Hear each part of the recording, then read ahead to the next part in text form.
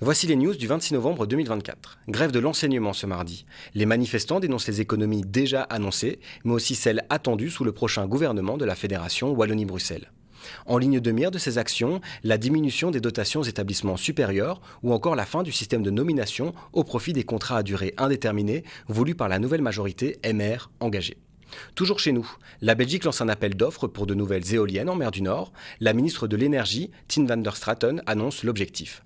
Porter la production éolienne du pays à 20 TWh pour 2030.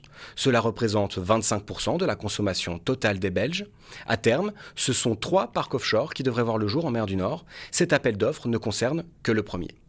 Un candidat d'extrême droite en tête en Roumanie à l'issue du premier tour des élections législatives.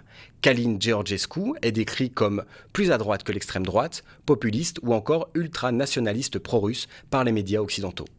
Il demande notamment l'arrêt du soutien roumain à l'Ukraine. Face à lui, Elena Lasconi, candidate libérale pro-européenne. Le second tour se tiendra le 8 décembre. Enfin, l'ONU appelle à un cessez-le-feu permanent au Liban, en Israël et à Gaza.